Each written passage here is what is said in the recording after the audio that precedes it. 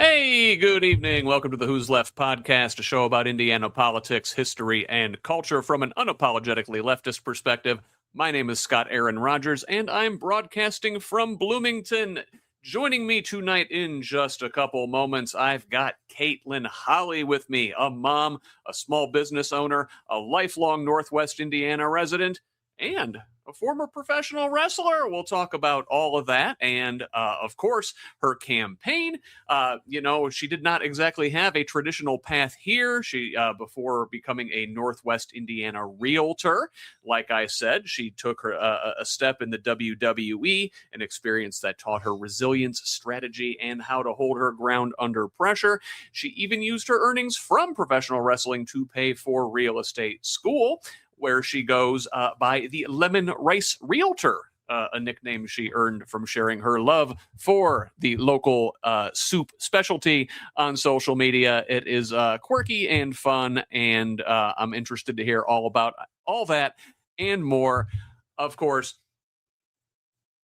this is an independent media project, and we don't paywall content. We certainly don't charge our candidates, like Kate-Lynn here, for interviews, and we don't have billionaire benefactors. Only individuals like you keep this thing going. It is a foundational principle of Who's Left and the Progressive Indiana Network that we refuse to hide important information behind paywalls in the middle of a political crisis, even if that's not in our financial best interest. So please, if you find value in the work we do, go to progressiveindiana.net and subscribe at the paid level. It's only $5 a month or $50 for the whole year to help us build the infrastructure that will pop the right-wing media bubble in this state. And if a paid subscription isn't in the cards for you at this time, that's okay. You can help in other ways by liking and sharing on social media, commenting, leaving reviews, providing feedback, forwarding our content to your people. You get us when you can. Mostly, we just want you here in this community of Hoosiers dedicated to making the state and its government work for all of us, not just the elite few. Please join us. Follow me on Blue Sky, Instagram, and Threads at whosleft.us and on Facebook, TikTok, and YouTube at Who's Left. That is HOOS Left. Progressive Indiana Network's handle is the full spelled out name on most sites, but on Blue Sky and TikTok, it is PIN Indiana. Please help us grow with a follow wherever you're at. Tell the others.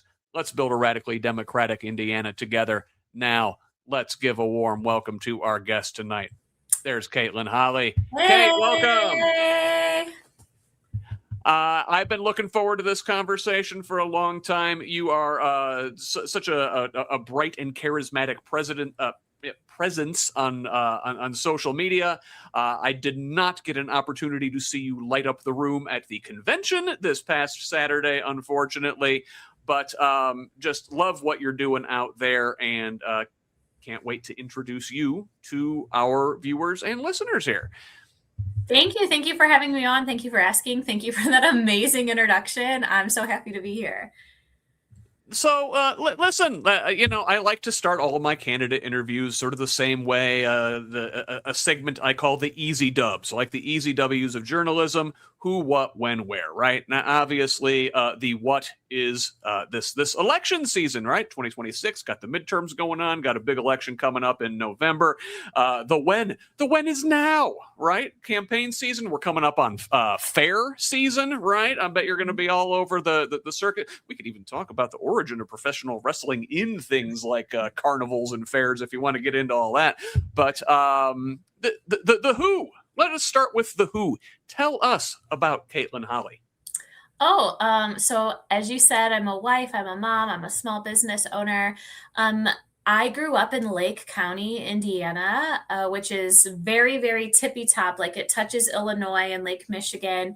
And I grew up, the area is very diverse. I grew up in spots where you could like put your hand out the window and reach the house right next to you. So much more, low income areas, lots of rough neighborhoods. And I kind of had an untraditional sort of upbringing in my life. I did spend some time in foster care, and I was always I was like also born like into a really like conservative religious family, but I always kind of just I knew I was always different from them and I didn't know why, but I kind of just had this attitude to turn my tragedies into triumphs. So I never let like the way I was growing up really affect my psyche very much. And I just learned to grow from it and to be scrappy. And then after high school, when I graduated, I actually did start college for musical theater. A lot of people are learning that now on my campaign, that I'm an ex-musical theater nerd. But I started college for musical theater, but like things are rough. I graduated in 2006, which means I stepped off the graduation stage and into a housing crisis and the Great Recession. So my path there ended quickly, and I was kind of just doing minimum wage jobs, working my way through being an adult, trying to make ends meet. And one day, a friend from high school that was in musical theater with me was like, I was working overnight at Steak and Shake, and they were like in from somewhere. And I was like, where are you guys coming from? Just making polite conversation. And they had just come from a wrestling show. I was like, wow, that's so cool. We kind of watched that sometimes when I was growing up. My brothers were really into it, blah, blah, blah. And he was like, if you think it's that cool, you should come by and try it out. And I was just like, I think I will. And so I went to a church that had a wrestling ring in it, and the rest is history. I kind of just put in my dues, as they call it, for wrestling, and continued to work like minimum wage jobs. Then I was working for North Shore Health Centers, which is a federally funded healthcare center, and got to see a lot there. That like in my area, there's a lot of people that, even though they're working 40 hours a week or more, it's still really inaccessible to be able to get quality healthcare. And then just working both of those things. And I, took every opportunity ever presented to me. And so I had already worked as a WWE extra. They call it extra talent. And when they're in town, they kind of have, once they get to like you, they just, they call you in. And usually it's like, when there's security guards running at them and they're like throwing security guards through tables, that's all local professional wrestlers. But they had a storyline where they were going to start the women's tag team division. And they were like, we need Bayley and Sasha Banks to, basically, I'm called a jobber. We need someone to do the job tonight. And there was me and 5 other girls, I believe. And so we paired off in teams of 2, and there were 2 teams were like, we know each other. We've worked each other a lot. We should work together. We know each other. We worked with each other a lot. We should work together. And so, cause they thought that was going to like be better for them, that they've worked been in the ring together. And there was one girl, I had met her for the first time, but I was like, okay, girl, let's just keep this basic, like headlocks, arm bars, just do the basics. All we have to show is we know how to take a freaking bump. And lo and behold, it worked out. Like keeping it simple worked out for us. We got to be a tag team and wrestle Sasha and Bayley on WWE Raw. And then you get paid to be there, even if you aren't seen, but you get paid more when you're on screen. So the money, I then used that to kind of like elevate my life. And I was like, I've wanted to do real estate, so let me take these classes. And I don't know, I like I said, I never let the circumstances of my life hold me back.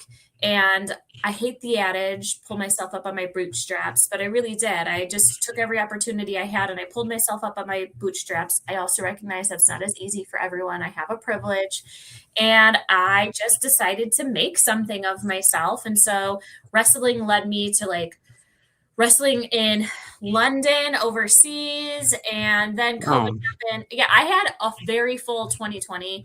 I was going to go to London 2 more times. I was going to go down to Texas, Las Vegas. I had like plane tickets all set up for me.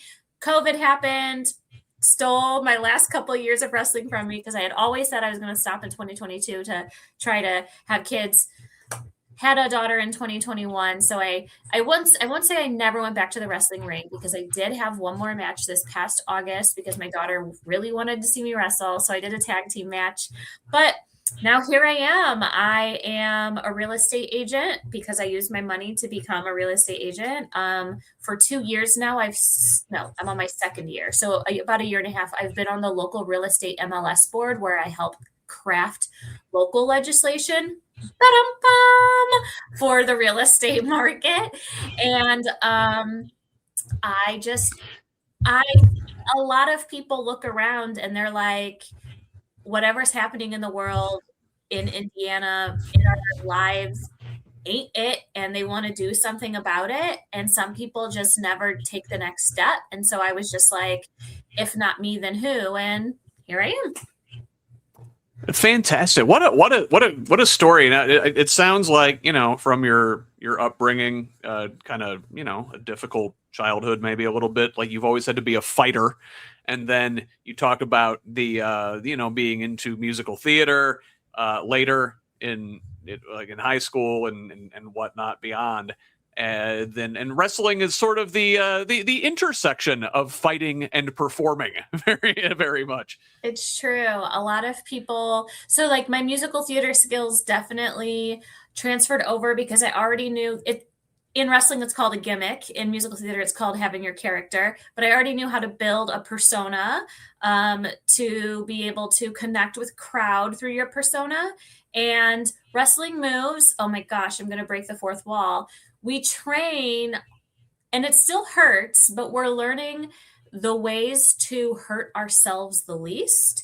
But that being said, the movements are very similar to choreography. So I was able to pick up on all of that. And then, just we don't use the FAKE word, but being able to sell, like getting punched and stuff, like it came natural to someone who's used to acting. But you're right. I also have had to kind of fight to.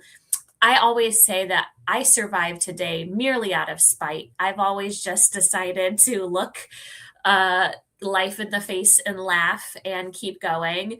So yeah, they do intersect. And I love that you use the word intersect because very early in my campaign, some grumpy curmudgeon was like, what does a pro wrestler know about politics? And I was like, brother, if you don't understand how professional wrestling and politics intersect, you don't understand wrestling and you probably don't understand politics either. So it has been very beneficial to be able to transfer over some of those skills. 100%. Great book, The Ringmaster by Josie Reisman. Can't recommend that one enough to everybody. Very much explains the way that the Trump era is explained by professional wrestling. Trump himself is a WWE Hall of Famer. And I tell people, Kate, politicians who were, sort of just starting to get into this, looking at trying to learn how to craft a stump speech or whatever. I said, do not go back and look at Obama.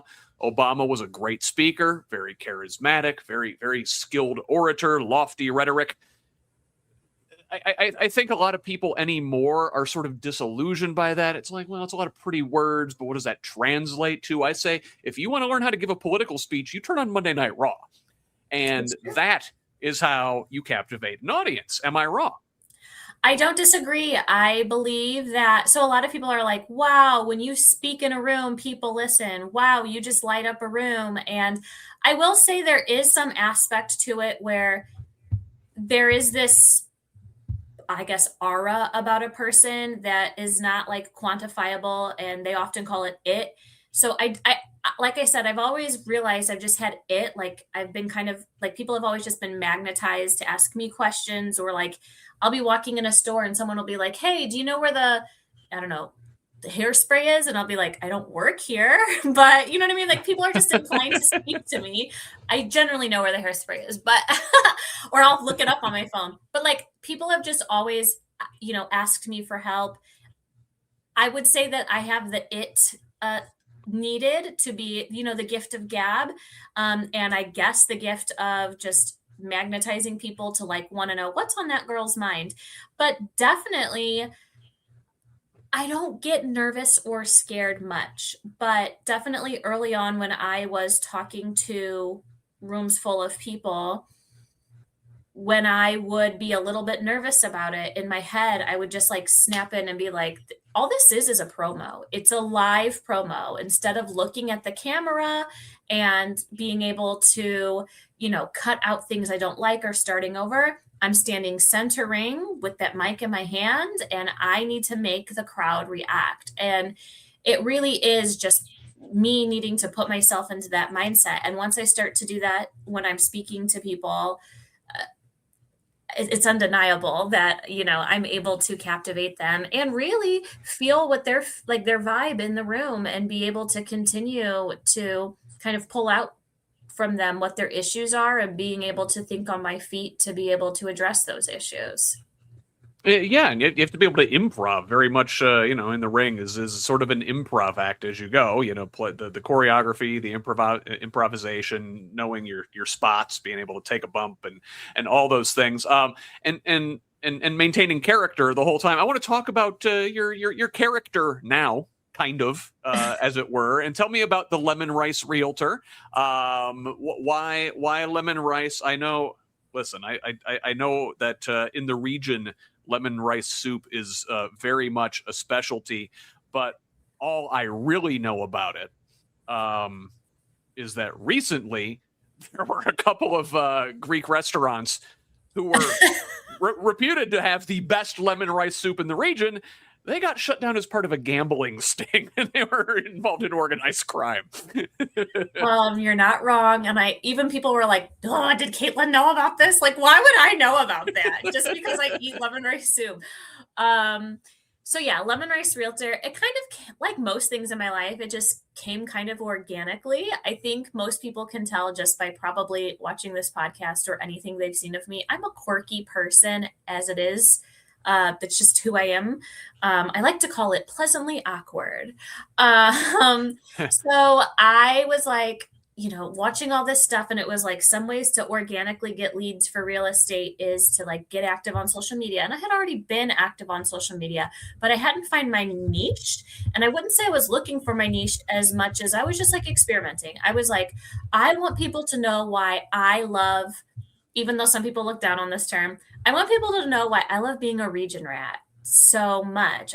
That's what they call us up here. And so I'm like, what am I going to do? I'm going to show cool things to do in the region. And so, I showed around some quaint little stores and cool things to do with kids. But I was like, what is more region than reviewing lemon rice soup on TikTok? And so I started reviewing it, and it wasn't like ever a joke, but it was kind of just a joke. I was like, oh, I'm just going to go review some lemon rice soup.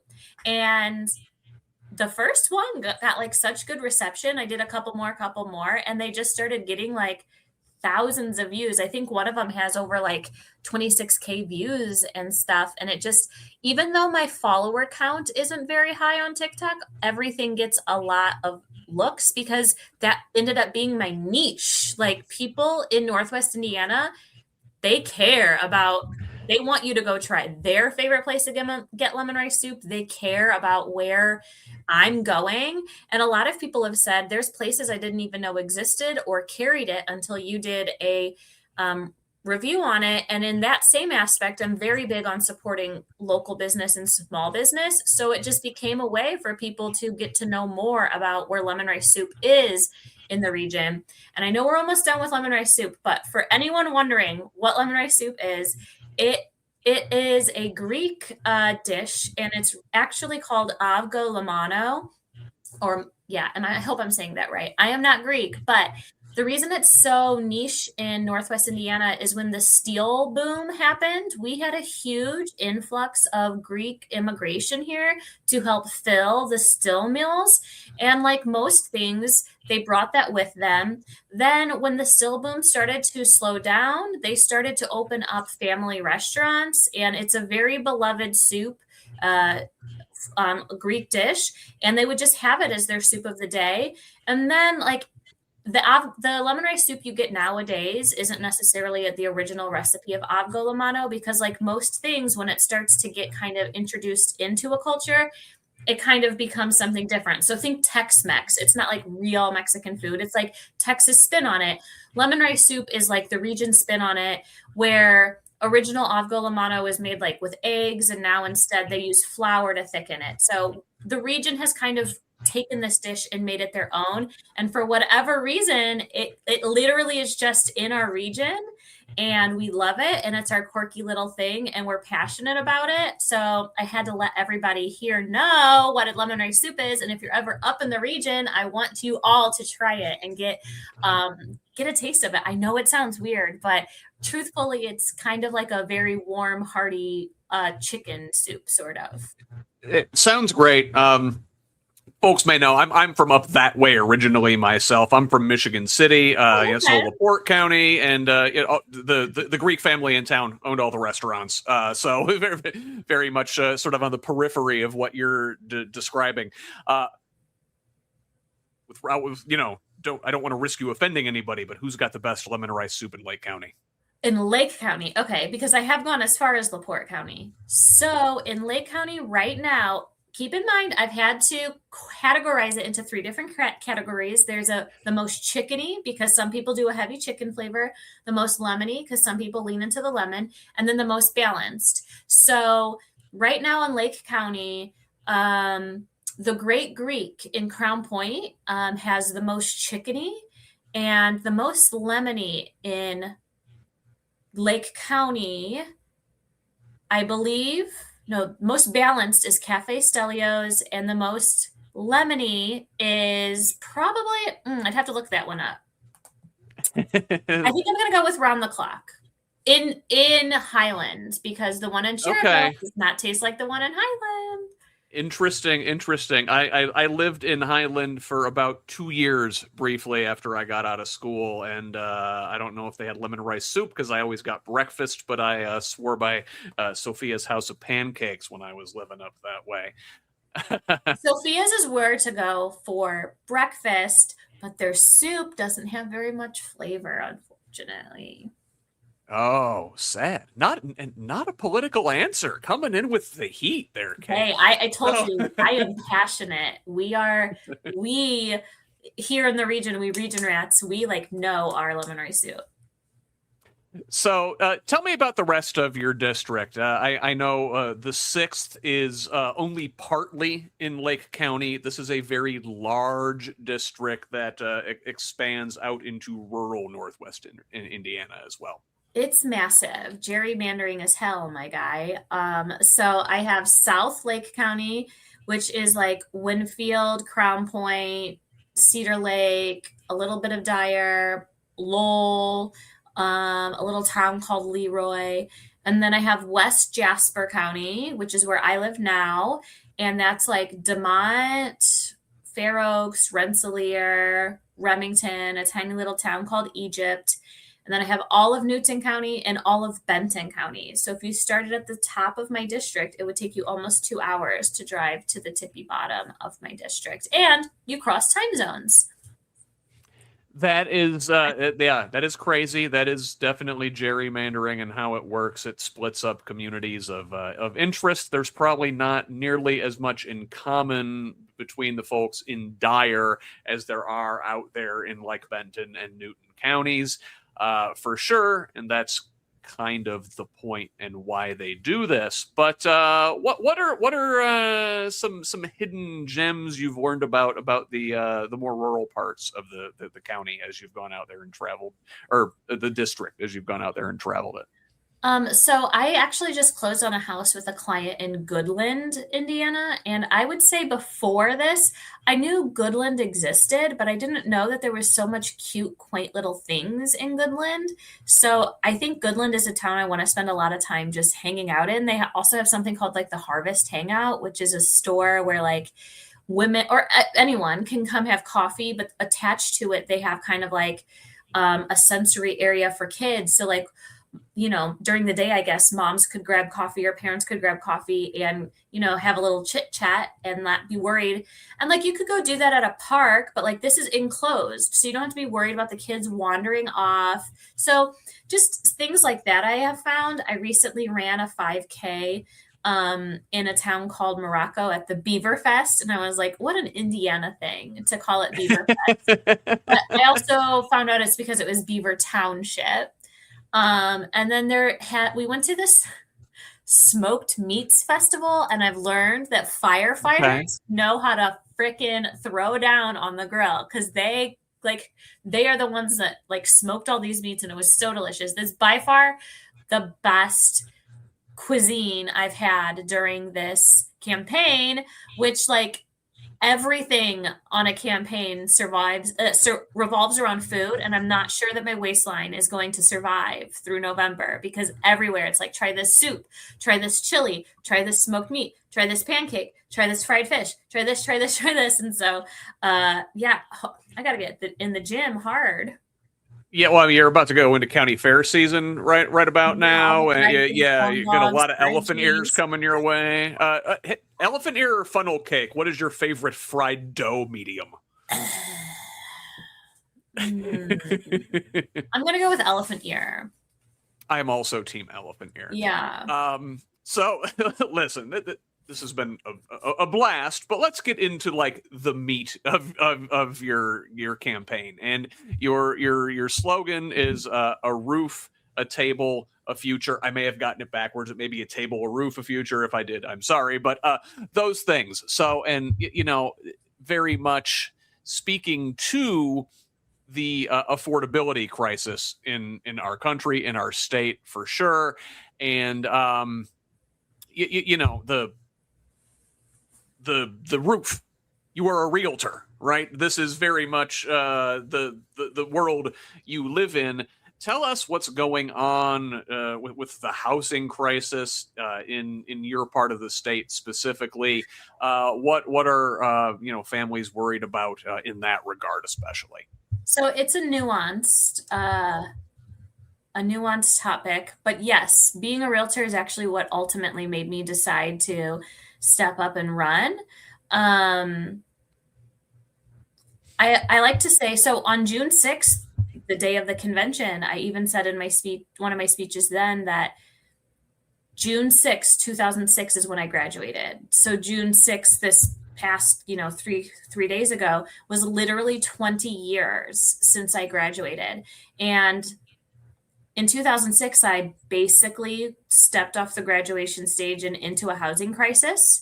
And here we are 20 years later, different housing crisis, but still a housing crisis nonetheless. And it's like, did we not learn anything? Like I said, it is a different housing crisis, but at its root, there's a lot of the same stuff going on. So the other housing crisis in 2008 was because banks were doing like fraudulent lending and letting people buy way over their budgets. And now we have a lot of safeguards against that. So stuff like that doesn't happen anymore.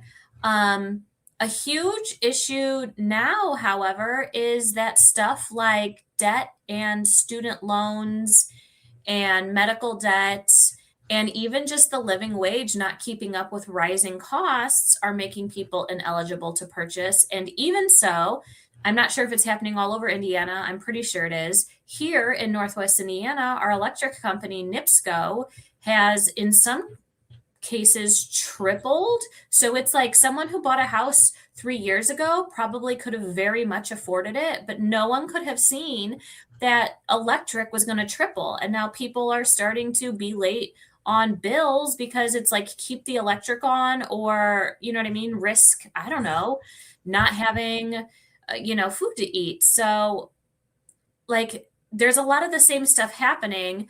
In our area, especially, one issue is, and I don't think this is a negative, smart decision, is we're so close to the border of Illinois, and Illinois does have higher taxes, that a lot of people are coming to Indiana to purchase their homes, driving over the border for work.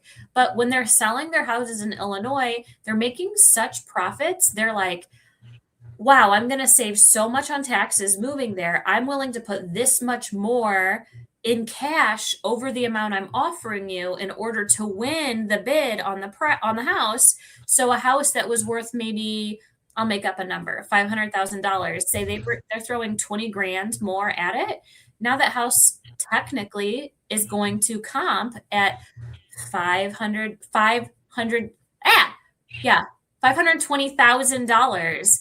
Now think about an entire summer of that. So now it's 520, 540, 600, 650.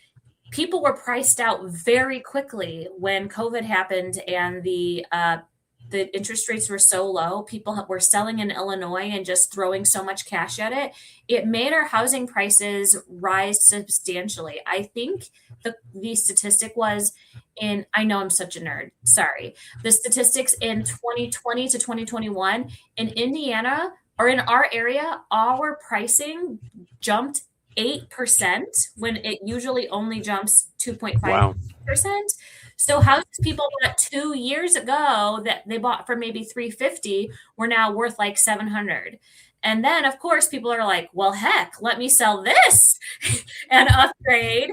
And there ended up being more buyers on the market than houses available. So now up here we're like, and NAR, National Association of Realtors, they're like, let's remove some of the safeguards so we can build quicker, which isn't a terrible idea, but it's a band-aid fix when all these tariffs are making the pricing of materials skyrocket. So it's like, although builders can now build faster, when they are selling townhomes for $350,000 and people are only getting approved for $250,000, and that's a family that doesn't necessarily want to go from an apartment to a townhome, we're not really fixing anything. So just because we can build quicker doesn't mean that the people who need those houses can get into it. So it's a lot of the same issues. It's a lot of different issues.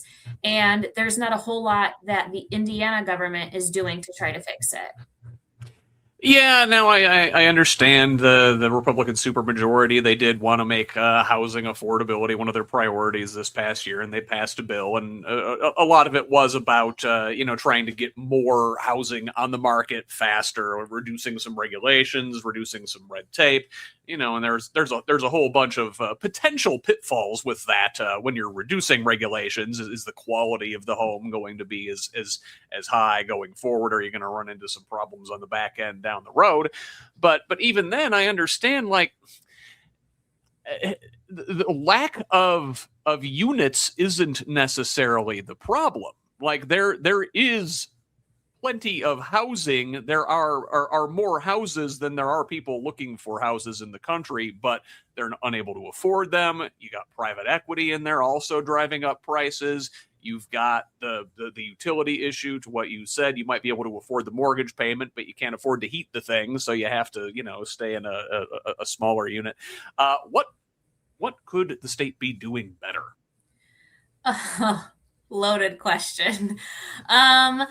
So, like I said, reducing some red tape is a smidge of a start, but unless they're holding those builders responsible for passing the savings on to the consumer, where I think the breakdown is, it's not going to change a whole lot because it's a capitalist society. So they're like, oh, we can save this much money on permits.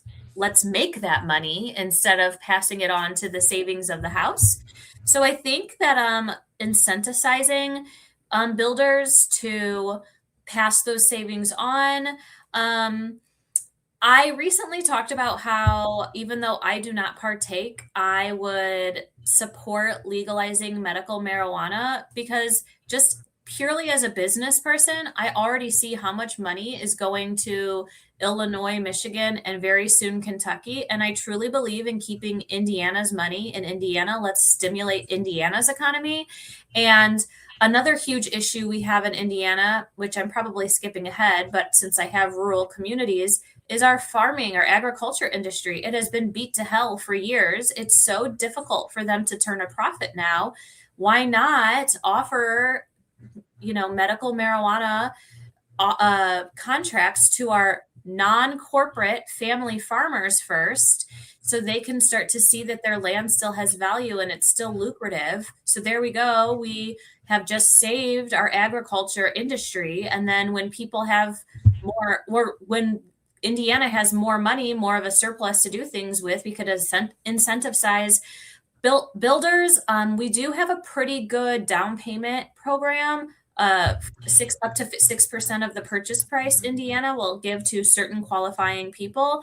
But right now, the issue really is the monthly payment. So I think that we could use a portion of those cannabis sales to help people buy down their rates. If we're buying down their rate for the life of the loan, or even for 10 years of the loan, it's going to make it easier for them to be able to buy a house if they know that their monthly payment is affordable. It's also going to help them see the numbers work out when they're looking at how energy rates are skyrocketing.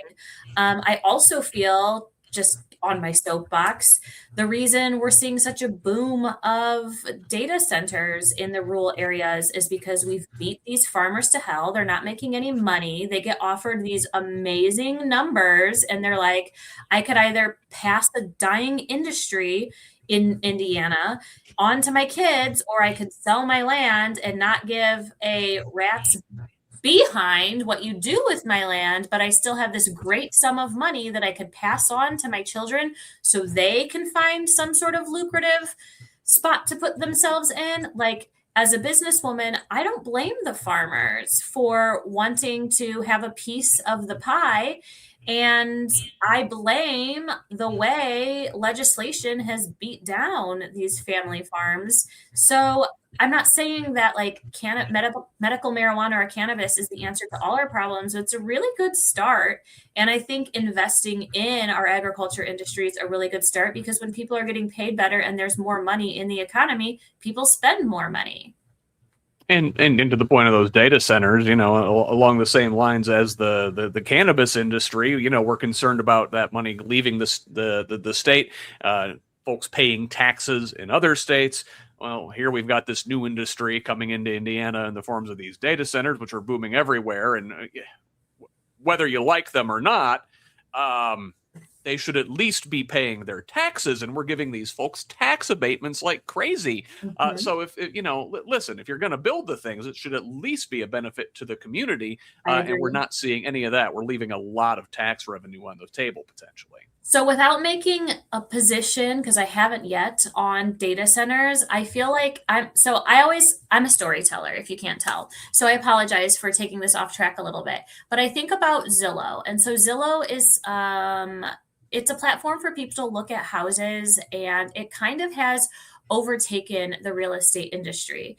And now people are like, Zillow, they're going to put us out of, like, put real estate agents out of work. What do they need us for if blah, blah, blah, which we still have a lot of value and behind the scenes value. So I don't know why these curmudgeons are like, it's like, know your self-worth and market yourself better, but we're not here for that. Anyway, they're like, Zillow's stealing our job. And I'm like, listen, I hear you. Competing with Zillow is kind of difficult, but like the time to fight Zillow was 10 or 15 years ago, when they were like paying us to pay them for leads and like starting to build and make themselves bigger. The reason I tell you this is AI isn't going anywhere, unfortunately. So data centers are going to happen, unfortunately. The time to try to fight it was probably 10 or 15 years ago, when we knew that they were starting to do these things and collect data and give,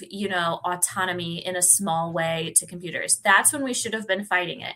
I'm not saying we shouldn't slow it down, and I'm not saying that we should support it. I'm just saying AI is not going anywhere. So if the data centers are coming anyway, yes, of course, I want Indiana to get a piece of that pie. But that piece of that pie is completely null and void if we're giving them tax abatements that are going to literally probably outlive most of the legislators that are passing the tax abatements. I'm on my soapbox. I went to a Jasper County Amazon, they were trying to tell us how great data centers are. And I even said, like, listen, I'm not saying I'm anti-data center. I'm not saying I'm for data centers, but like, we are, like, Indiana already has one of the lowest minimum wages in the country. We have the federal minimum wage, and most people don't pay very much over it. And Indiana already has some of the cheapest property values. We don't need to entice them further by giving them tax abatements. They're already getting cheap labor and cheap land. And she was like, well, if we don't give them tax abatements, places like Seattle and California and blah, blah, blah will give them tax abatements. Okay, well, bye. They don't have cheap labor or cheap land. So we're still winning, my lady. Like, don't try to like gaslight me. I'm in the industry of of land. Like, I know how much land costs. So they're just giving away house and home to try to get a piece of that pie, but we're not going to get the piece of the pie because we've given it away by offering them a tax abatement. And also, the pie may very well be poisoned. So yeah, then there's Yes. there's that whole aspect of this thing too. So I'm sorry. Let me steal a little bit more time. So like data centers, it makes me so angry because there are places like Finland that have data centers that are also very environmentally conscious, and they have slowed it down a little bit. And they put their data centers. It takes longer time to build and makes them a little bit more expensive, but they build them underground. So the heat that those cause naturally is cooled by the coolness of the ground, and the parts of it that aren't being cooled by the ground, they have technology to convert it into free energy for the people of Finland. And so I mentioned that to the lady. I was like, listen, we have an energy crisis in Northwest Indiana. Why aren't we slowing down? Maybe put these halfway underground, use natural resources so we're not using our very unrenewable resource of clean groundwater to cool these things. And she's like, well, the technology is like 4 years off. And I'm like, I'm okay waiting 4 years, first of all.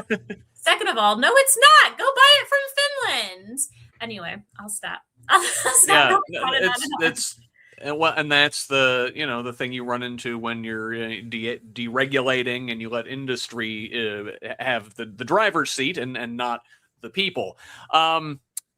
Another industry like that is the healthcare industry, and that's another one of the big drivers of the affordability crisis that we see right now.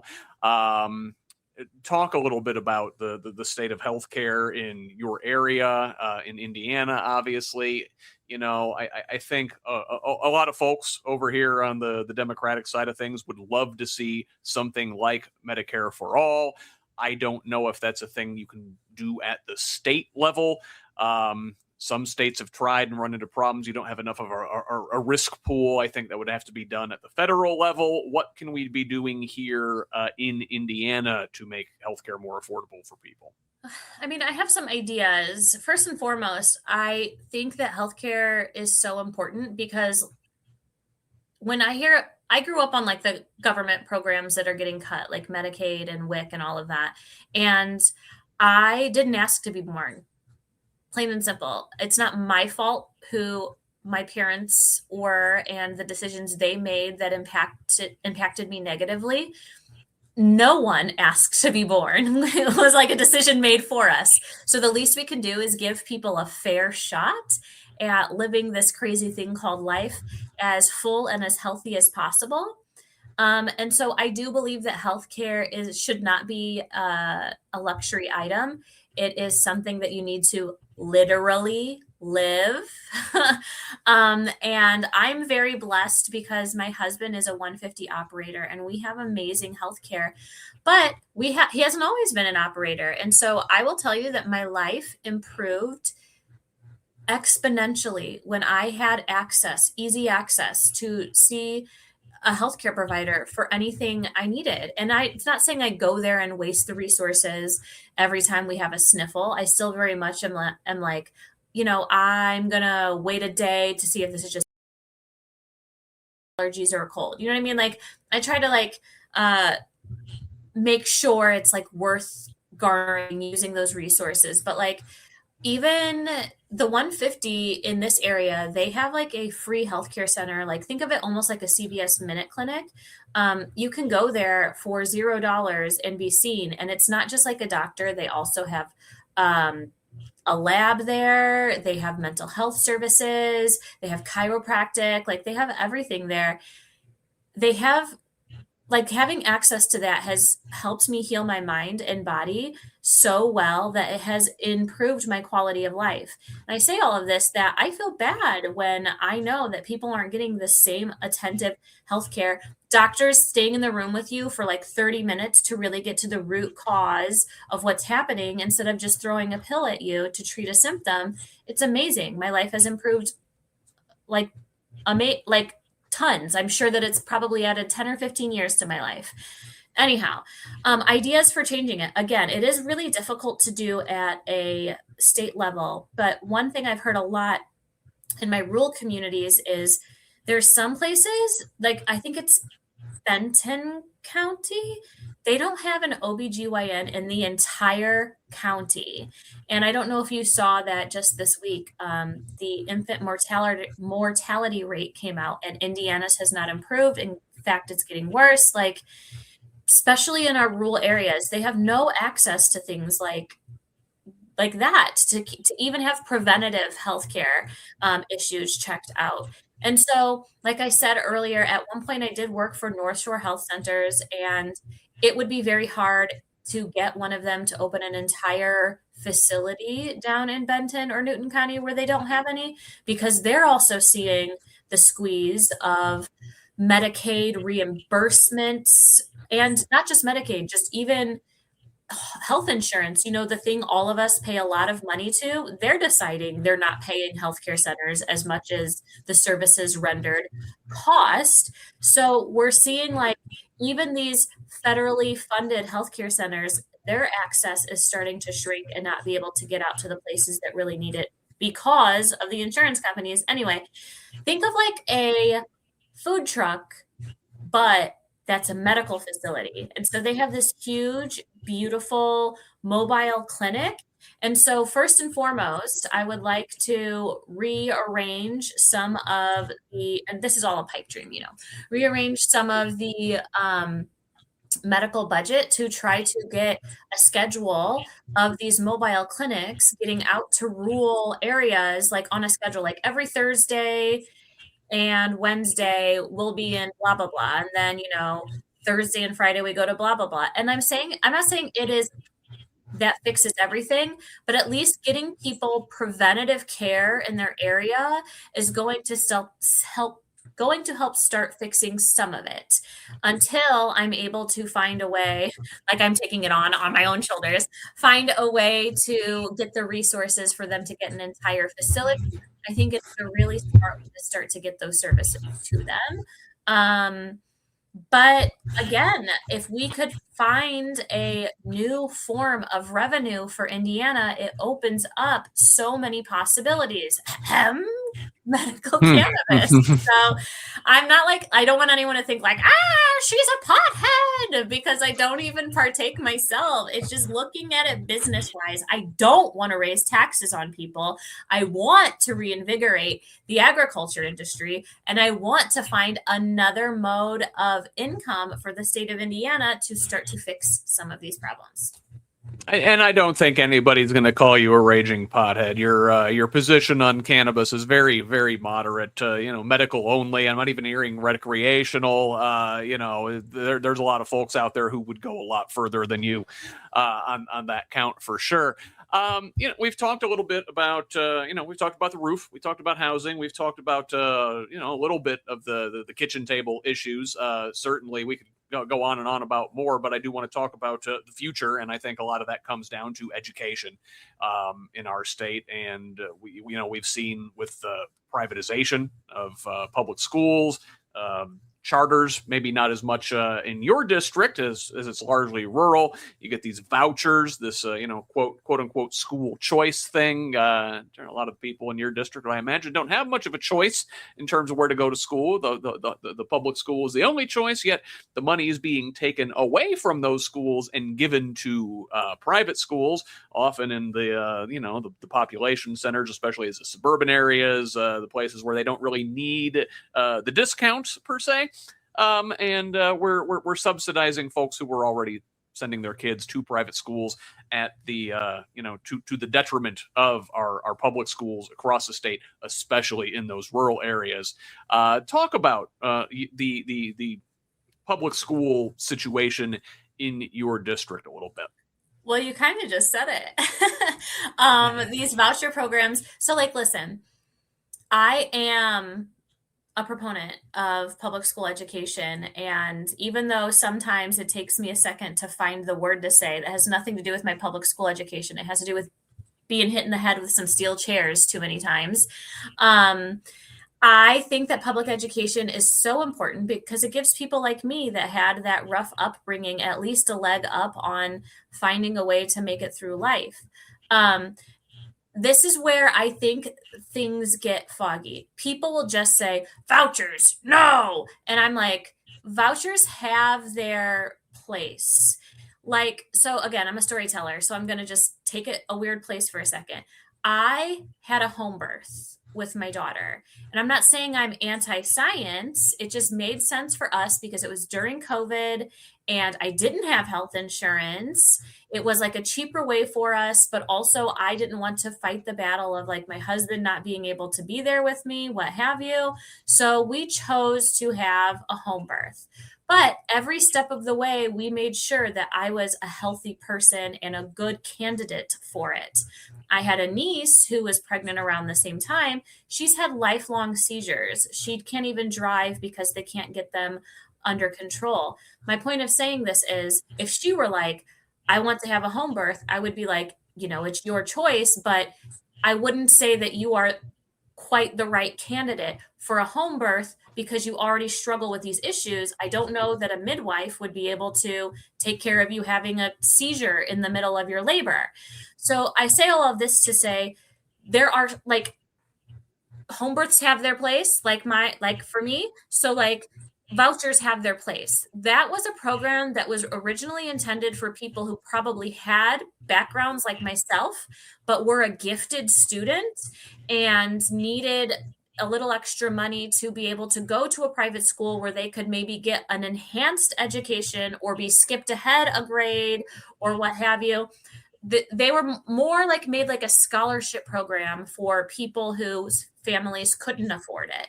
And so I don't want to say that I would necessarily take away the voucher program altogether.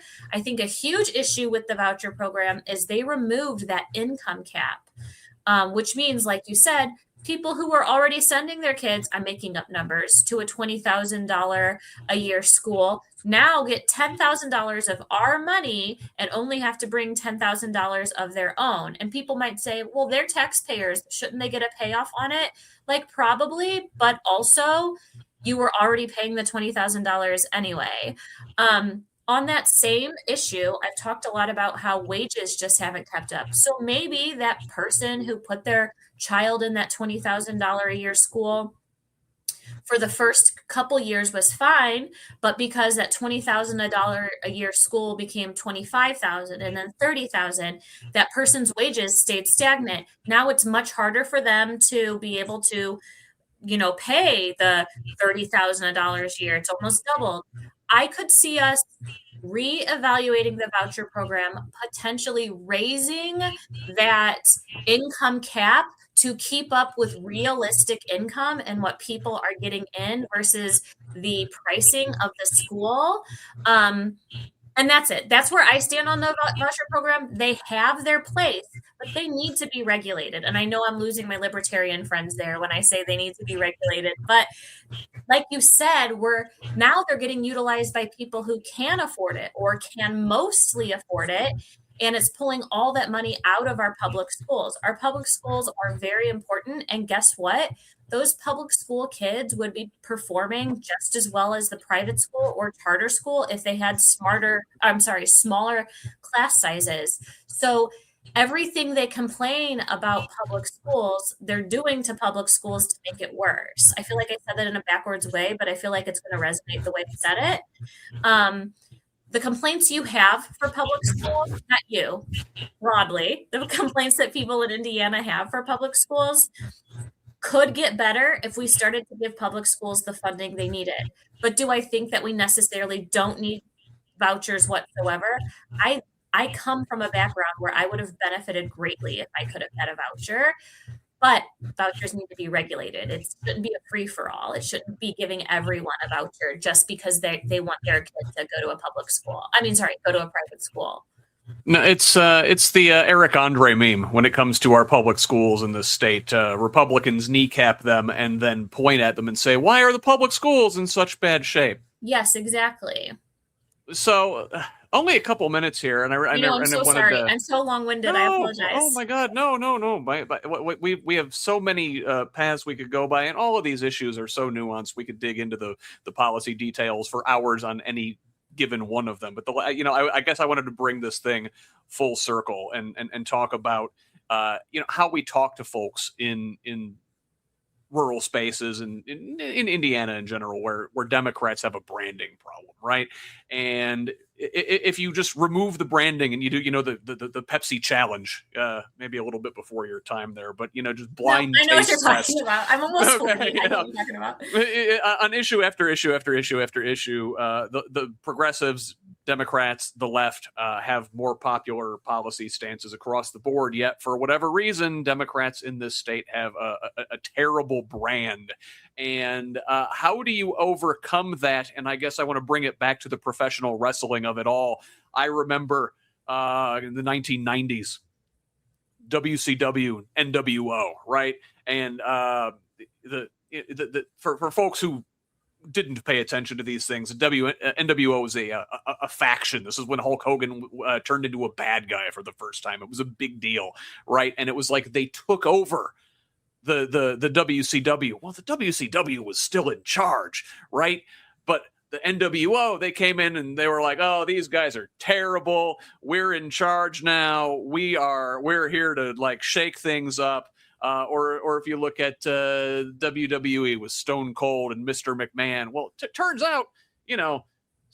McMahon was still actually Stone Cold's boss. He just let Stone Cold talk bad things about him on the microphone for effect.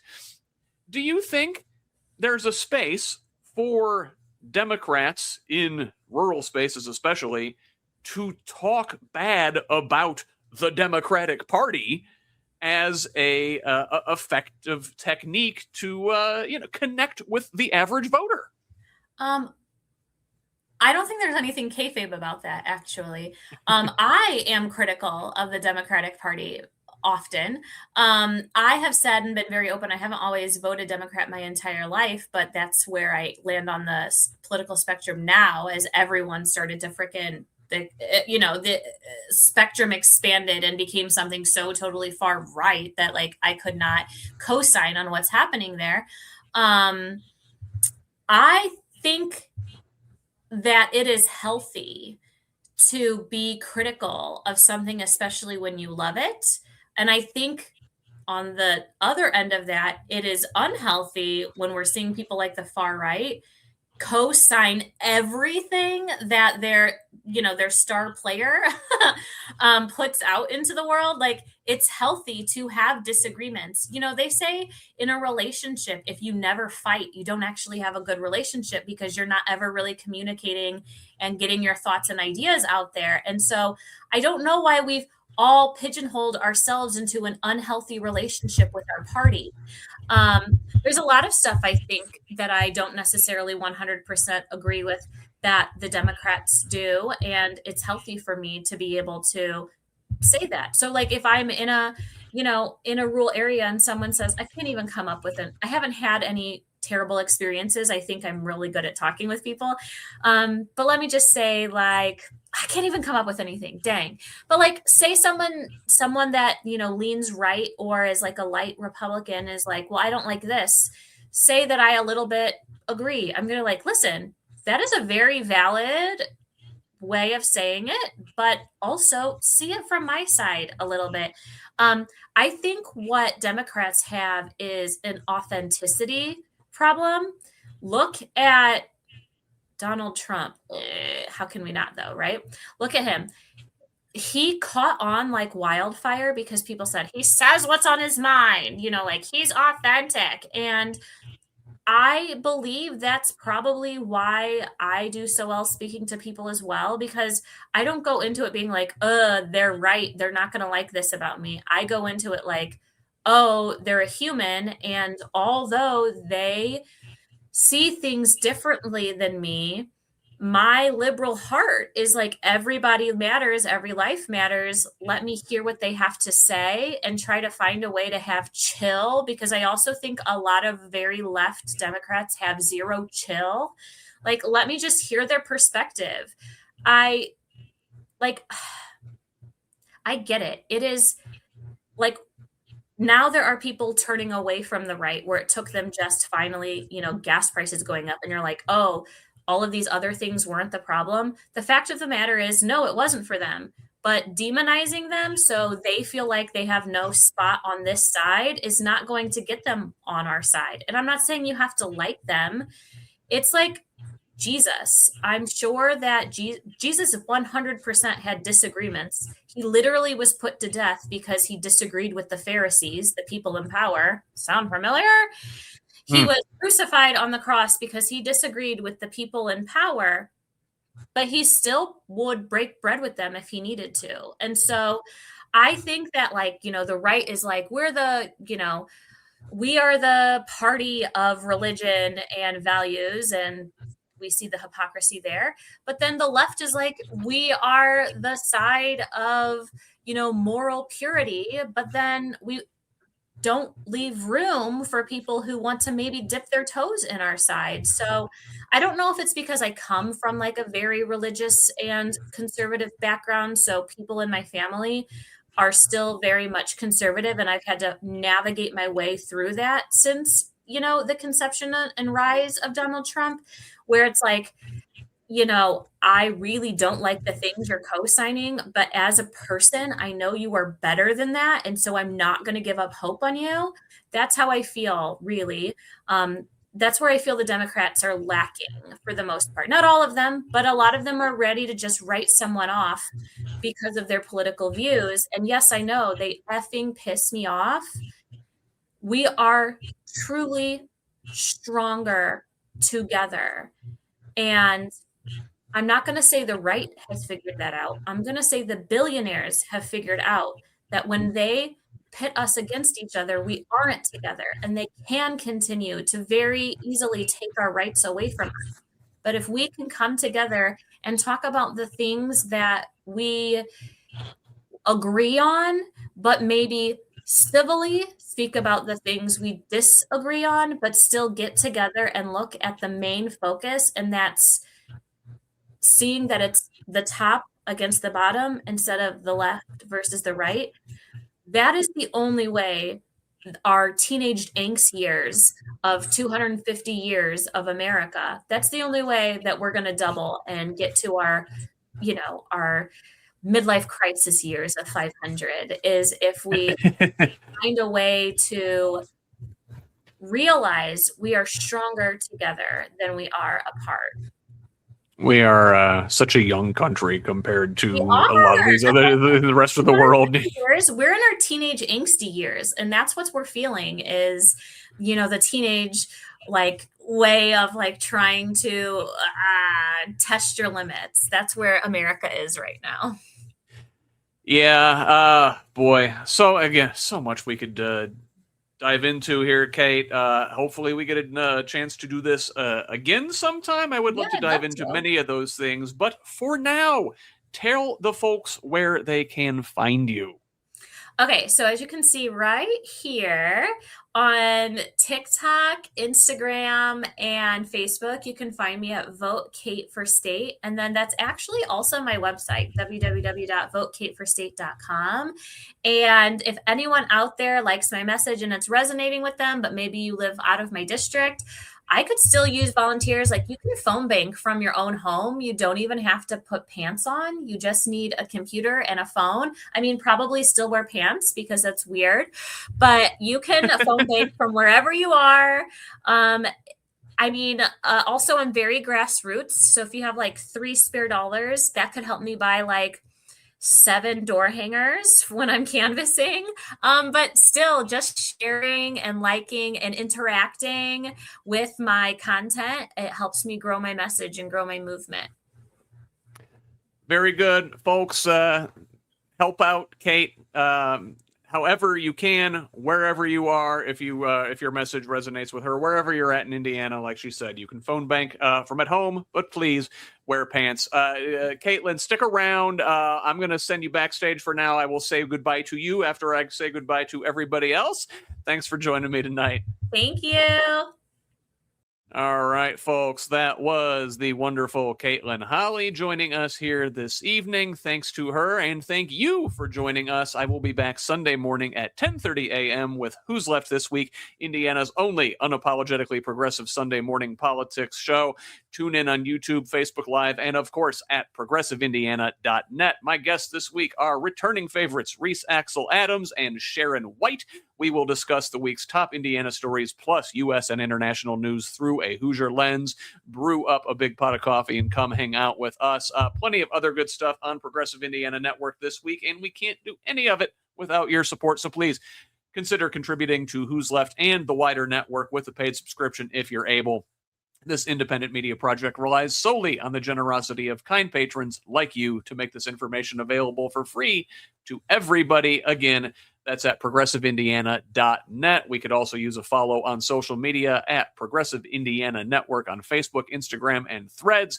Please subscribe to our YouTube channel at the same handle over on Blue Sky and TikTok. It is PIN Indiana. Again, you can find me on most social media sites at some variant of at Who's Left. That is HOOS Left. Send me a DM at any of those places with feedback, tips, ideas, and concerns, or email me directly at scott@whosleft.us. Finally, please forward the show to a friend and have them pass it on to. Let's keep building this project and a truly democratic state, one conversation at a time. Until the next one, this has been the Who's Left podcast. I'm Scott Aaron Rogers. Love each other, Indiana.